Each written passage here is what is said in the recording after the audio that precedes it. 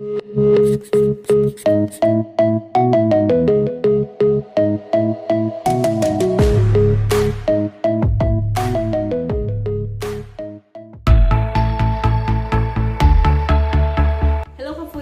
back to our channel. So for today's video, hindi ulit ako magluluto. Dahil i-share ko sa inyo kung ano nga ba yung bread improver. Siguro marami sa inyo, sa mga nanonood sa atin sa channel na to, sa mga mahilig gumawa ng tinapay, sa mga nagluluto ng tinapay, o sa mga nagbabalak pa lang magluto ng tinapay. Kaya iba sa inyo hindi alam kung ano yung bread improver. Pero kahit ako naman dati, nung hindi pa ako nagluluto, ilang taon nang nakalipas, hindi ko rin alam kung ano yung bread improver. So, ano nga ba yung bread improver? Yung bread improver, ano po siya, nilalagay siya sa harina. Halimbawa, kung gagawa ka ng pandesal, hinahaluan siya ng bread improver para yung inyong tinapay ay mas maging malambot. Mas parang yung kunat niya, medyo makunat pero ang lambot na hindi siya magaspang. Tapos, mas matagal tumigas o mas matagal maging magaspang yung texture ng tinapay nyo kahit na mahanginan.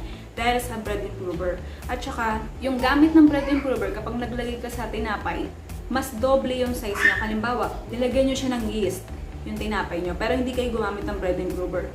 Aalsa siya, magdo-double yung size niya, do-double yung dami niya. Pero kapag naglagay ka ng bread improver, kumbaga sa nagiging triple yung laki niya. Kung halimbawa, ganyan lang siya kalaki yung tinapay nyo, pero pag ginamitan nyo siya ng bread improver, mas lalaki pa siya ng ganyan. Mas uumbok pa siya. Mas lalaki, mas malambot, mas maganda yung texture niya, at saka mas matagal maging magaspang yung texture. Kasi kapag ang tinapay lumuma na, medyo lumuma, tumagal na 2 days, ang mangyayari sa kanya medyo gagaspang na. Pero kapag gumamit ka ng improver, napipigilan niya yung pagkagaspang agad ng tinapay. So, yun yung bread improver din pala, mas nag-activate siya o mas gumagana siya sa dough kapag ang ginamit yung pampa-alsa ay yeast. Mas gumagana siya kaysa sa pag ginamit yung baking powder. Hindi nyo mas makikita yung pinaka-epekto niya kasi nga, hindi yeast yung ginamit yung pampa-alsa. So, ano nga ba yung bread improver talaga? So, yung bread improver po, nag-activate siya ng gluten sa dough. Po-produce siya ng gas, kaya mas umaalsa yung ating tinapay, lalo na kapag niluto na. Yung bread improver po ay paalsa siya na walang lasa. Meron tayong pwedeng i-substitute o alternate sa bread improver kapag wala kang bread improver. Pwede kayong gumamit ng suka, kalamansi, imok tartar para mas mag-activate yung inyong pampalsa, para mas umalsa yung inyong tinapay. Kasi ang mangyayari niya kapag vinegar o kaya suka, Tagalog English yun. O kaya kalamansi, ang ginamit yung pampalsa imbis na bread improver, ang mangyayari, yung texture ng tinapay nyo, magaspang. Hindi siya soft, hindi tulad ng kapag bread improver yung ginamit nyo. Mas malaki pa yung alsa, hindi tulad sa suka o kaya kalamansi ang ginamit sa pangdoble ng alsa.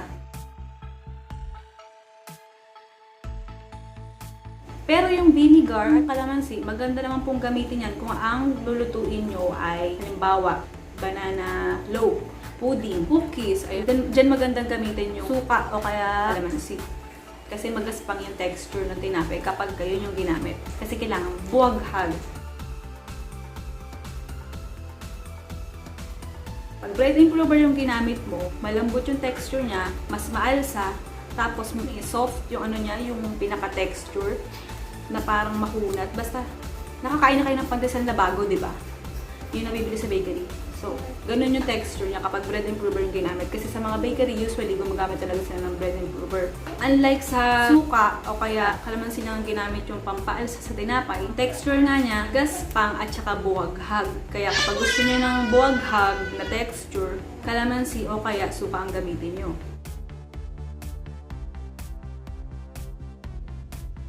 Pero kung gusto nyo hindi masyadong magaspang yung texture ng inyong tinapay, kapag suka o kalamansi yung gagamitin nyo pagdagdag alsa, huwag kayong maglagay ng itlog para medyo soft pa rin siya kahit na buwaghag yung texture niya. At saka yung suka, kalamansi, madalas na ginagamit yan na pang doble alsa sa baking soda at saka sa baking powder. Tapos yung bread improver naman, mas maganda siyang gamitin sa yeast. Instant dry yeast, active dry yeast. Yan, dyan siya maganda gamitin. Kaya, sa dami naman ng ilalagay ng bread improver sa ating tinapay, halimbawa, sa 3 cups ng harina, ang dapat na ilalagay nyo ay 2 kutsara ng bread improver. Pero kahit naman 4 tablespoon ilagay nyo o 3 tablespoon sa kada 3 cups ng harina o kahit anong klase ng harina gamitin nyo, hindi pa rin naman siya lalasa kasi wala nga siyang lasa. Nakapagpaalsa lang siya ng tinapay. Nakapagpaalsa, nakapagpalambot.